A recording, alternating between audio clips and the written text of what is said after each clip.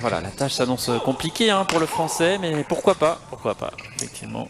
Parce qu'il ne sera pas favori. Et vous aurez donc le petit frère comme hier, hein, on ne change pas un truc qui passe et qui gagne. Donc il y a Christo Popov qui va avec grand plaisir me remplacer et pouvoir commenter et suivre avec beaucoup d'intérêt le match du grand frère aux côtés de toi Raphaël. Ça promet des commentaires très sympas. Christo a été très bien hier, très lucide hein, malgré son jeune âge. C'est impressionnant, j'ai écouté en replay beaucoup de maturité, les commentaires, beaucoup de maîtrise aussi émotionnelle. Hein, il ne s'est pas si enflammé que ça, hein, mais c'était le grand frère qui jouait, mais c'est rigolo.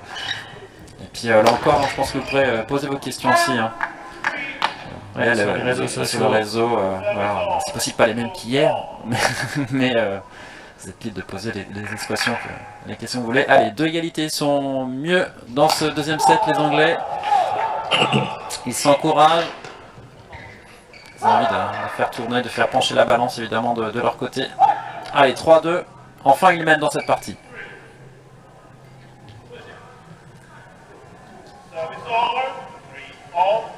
Ouais, il resserre, mais il resserre faute.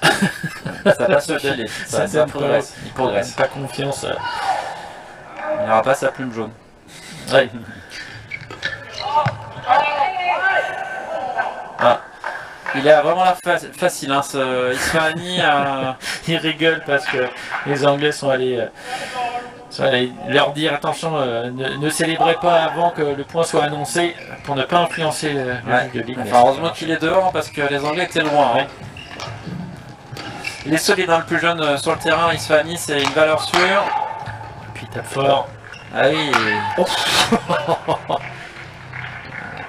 Attachez votre ceinture, décollage immédiat. Et là, boum, il percute. Hein. 4 partout, reviennent au score. Alors, on appelle là de... Ah oui, c'est parce qu'il y a un petit bout de moquette qui est parti sur le côté. Alors évidemment, forcément, il a pris un tel envol qu'à un moment donné, il décolle tout. Hein. Alors Eric Lissilour, juge arbitre adjoint de cette compétition, qui vient voir l'étendue des dégâts. Oui, on n'est jamais servi aussi bien par soi-même. Donc c'est un décollage dans tous les sens du terme. Hein, voilà, il a tout décollé. Joli. Ouais. Et le scotch qui arrive en renfort pour recoller ce oui, Bruno Foissier, c'est un bénévole bien connu hein, dans notre ligue, hein, Centre-Val de Loire. Beaucoup de choses, notamment sur le parabole. C'est un juge arbitre. Il mérite et souvent une image un petit peu de tous ces bénévoles, un peu de l'ombre. Quelqu'un qui fait toutes les tâches avec beaucoup de discrétion, beaucoup d'humilité. Donc voilà, il symbolise un petit peu tous ces bénévoles de l'organisation. Ces petites mains entre guillemets, mais sans qui il n'y aurait pas de si beaux événements. C'est vrai que vu de l'extérieur, on a l'impression que tout est huilé, et c'est le cas, que tout est fluide, mais c'est beaucoup d'heures de bénévolat derrière tout ça. Hein. Rappelons que l'organisation est quasiment à 100% bénévole, c'est un truc de fou. Alors c'est une qualité pro, et on est vraiment toujours bluffé hein, chaque année avec Raphaël quand on vient ici. C'est génial, c'est appréciable. Beaucoup de temps passé effectivement par...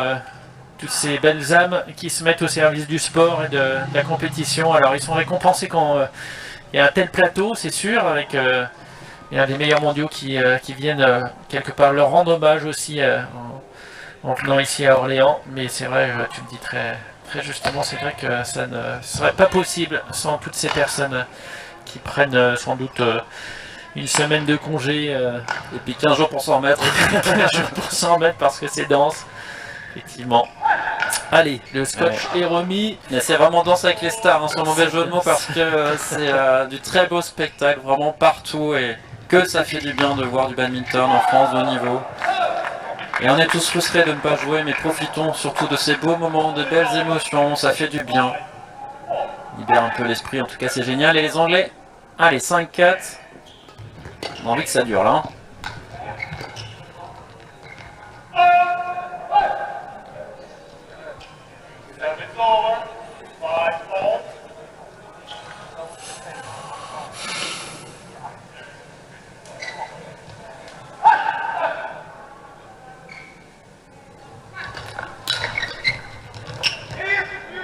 Ouais, c'est bien ça, un petit coup de patte. Les Indonésiens qui en passent devant 6-5.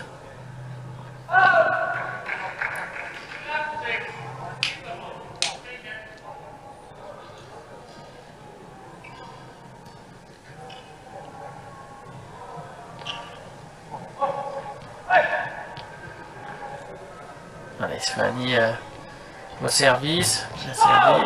Avec un joli retour de Ben Lane là. Bon, qu'est-ce qu'on va mettre en point du jour là, aujourd'hui? J'en ai un 12-4 au premier set.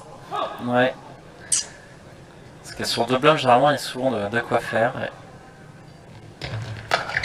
Il y a quelques-uns aussi sur ce simple dame de Linné là. Ouais. Et en même temps. Bah, c'est impressionnant. Il libère l'énergie vocale en même temps que l'énergie cinétique. Ça va très très vite et ça frappe fort. Ils ont de l'énergie à revendre. Ah oui, il a un bon temps de reprise d'appui là, ça. Il ressaute vite. Hein. Monté sur ressort le jeune indonésien. Oh tu parlais de danse avec les stars, c'était un petit peu ça. Et le volant est bien devant, il a bien fait Sean Van Ness, franchement, il n'y a pas 3 mètres, hein, mais il a bien jugé. Il devrait presque plus se faire mal là-dessus d'ailleurs. Il aurait pu aussi attraper le volant avec sa petite houppette. Ça aurait été drôle que ça reste coincé dessus. Ouais, coupez-vous les cheveux, hein, des fois ça joue à pas grand-chose. Hein. Un joueur sympathique, charismatique. Un peu à l'image de Jan Jorgensen là, qui avait un look de bad boy il y a quelques années. J'aime bien dire, prend un petit peu avec tous ces tatouages. Et ce petit palmier là, tout mignon. Petit palmier. Presque. Ouais. Là, ça part sur de bonnes bases au point. Oh, les défenses. Et ça a l'air simple, Tiffany, il est déconcertant. Il dégage une facilité. Un peu de faute là, heureusement, mais tout a l'air simple quand il touche le volant.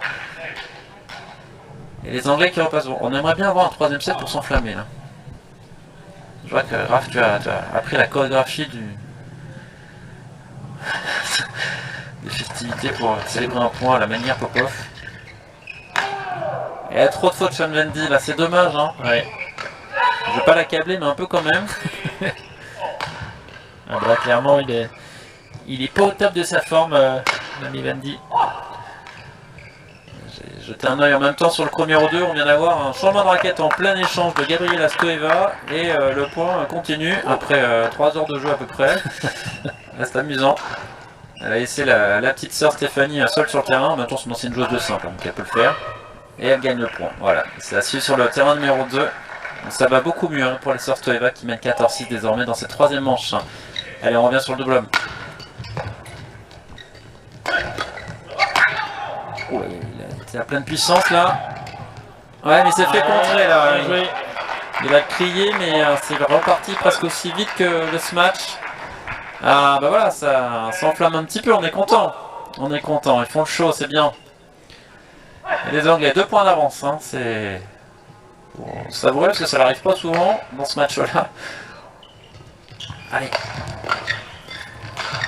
Ils jouent juste les Anglais, c'est mieux. Ouais, super. Ils comptent très bien joué avec ce petit coup de patte là, avec sa main gauche, bien vu. Il a mis complètement ses adversaires dans le vent. Un précieux +3 là, hein, qui arrive. Ah, ils jouent plus juste, ils sont plus sur l'avant du cours les Anglais. Plus rapide et un petit peu moins de fautes de la part de Sean Van Dy, même s'il a encore donné quelques points. Le pauvre, on l'accable. Mais bah oui, mais bon. Allez, il est moins bon, c'est tout sur ce coup-là. Aujourd'hui, en tout cas, il est moins précis. Donc, forcément, ça a fait le jeu des Indonésiens. Mais voilà, ils repartent bien dans de bonnes conditions, bonne disposition pour ce deuxième set qui, pour l'instant, tourne à leur avantage. 11-8. Ah, puis la paire qui gagne ce match, elle met quand même une grosse option hein, sur la victoire finale. Alors, il faudra quand même battre hein, la paire indienne qui, finalement, c'est que du bonus hein, ce qui leur arrive après avoir sauvé 4 points de match en quart de finale. Maintenant, voilà. Ils seront présents bien sûr demain, mais ça semble être plus fort hein, sur ce que l'on voit sur ce match. Ouais, bien joué. Retour, là. Allez, tout de suite, hein, les Indonésiens qui ne veulent pas laisser les Anglais espérer quoi que ce soit. Ils ont 2 points d'avance toujours, Len et Van Dy.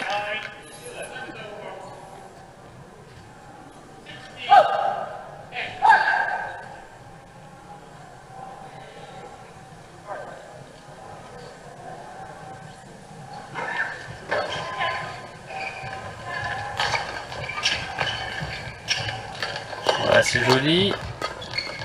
Ça joue tant superbe. C'est vraiment pour que le rapport de force s'installe, donc c'est coup tendu pour vraiment pas relever. Et puis le premier qui craque, généralement perd le point. Et là c'est en tout cas une faute qui est arrivée côté anglais. Tant pis pour eux. 10-11 désormais, ils reviennent petit à petit ces Indonésiens après cette pause.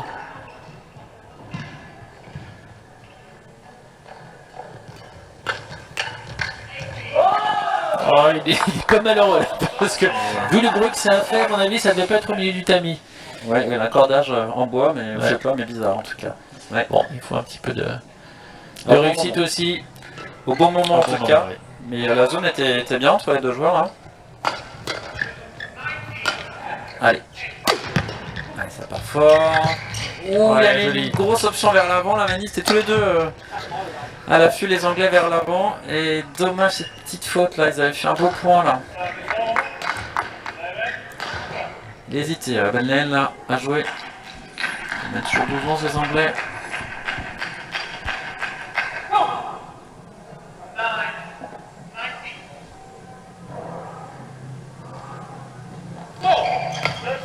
Ah, ça faisait longtemps.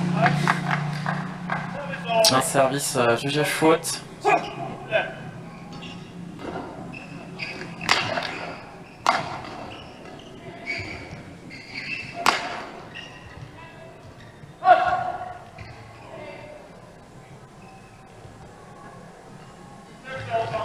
Ouais, bien posé. C'est simple, hein, comme ça. Ah, dommage, il vendange un petit peu là, c'était du tout cuit. Oui, oui, c'est clair. Là, il joue avec le feu. Hein. Sean Vendy, heureusement que l'Indonésien s'est un peu raté sur ce coup-là parce que c'était une sorte de penalty à bout portant là.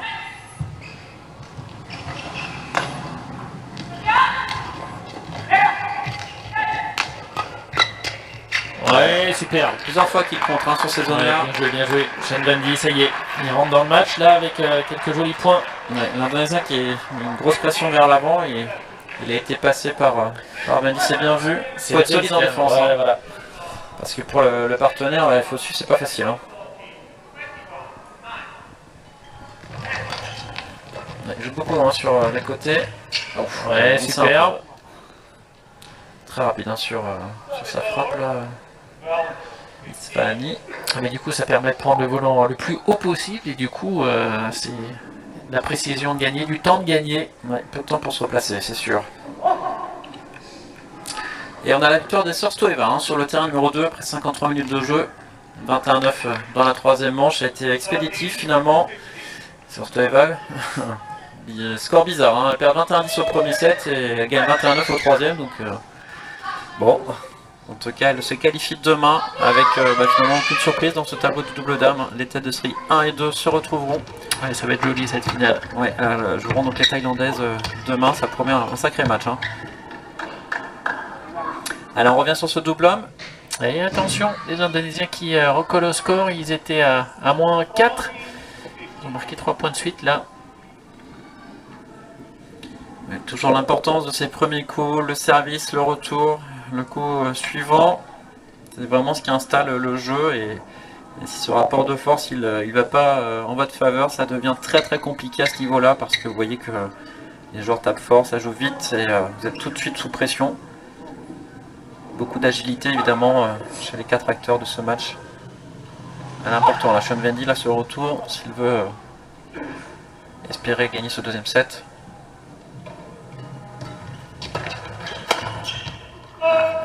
Ouais. Ouais. 15 partout. Mal maîtrisé. J'ai l'impression qu'un coup c'est Vendy qui vendange, un coup c'est Ben Lane. Ouais. Un temps fort hein, du côté des Indonésiens. Sans trop peiner, il remonte.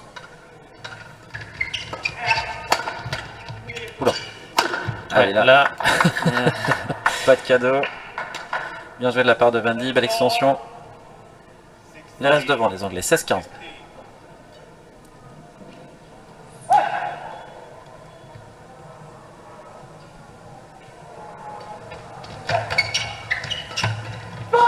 Ouais, c'est bien, joli jeu au filet là.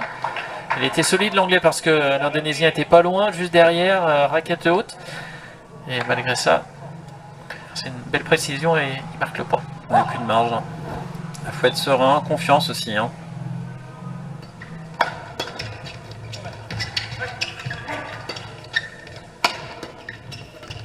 Ah, ils sont bien en défense les Anglais là, tout de suite ils reprennent l'attaque. Ils mettent une pression Ouais, vers l'avant, c'est ouais. impressionnant. Là. Ils couvrent le terrain, ça laisse moins d'espace pour les Indonésiens. Ils ont décidé de cadenasser toute la partie avant. Ah, ils sont tous les deux dans la moitié avant du terrain sur ces défenses-là. Ça incite pas à jouer au filet, hein. Non. Ou alors faut jouer mais avec beaucoup de maîtrise émotionnelle notamment. Ah, bien servi. Un petit regard sur j'ai service tout de suite, c'est normal. C'est le partenaire qui a failli prendre le volant là. 19-15, au bon moment les Anglais ils sont bien. Ah, on a envie d'un troisième set là. Ouais. Il sert le jeu. Oh là, c'est réflexe encore. Ah, ça va vite, hein. Gautama, il n'est pas maladroit non plus avec cette école indonésienne. On pense à Sigit Budiarto qui jouait comme ça. Il prenait sa raquette très très haut sur le manche en prise revers et il faisait des interventions au filet. On retrouve un petit peu ces gestes-là chez les Indonésiens. Ah bah, il est clair que si vous faites des gestes amples, vous n'avez aucune chance. Hein. Là, c'est des gestes très très courts parce que le volant revient vite. Ouais, bonne pression là. Les Anglais, ils ont trouvé la faille chez les Indonésiens. Ils s'offrent 4 points de 7. C'est bien, ils ont bien rétabli là le rapport de force. Quelques petites fautes des Indonésiens, mais aussi parce qu'ils sont davantage sous pression. Ce qui n'était absolument pas le cas dans la première manche. Ouais, Et voilà, c'est propre. 21-16. Allez, on a le droit à un troisième set en 29 minutes de jeu.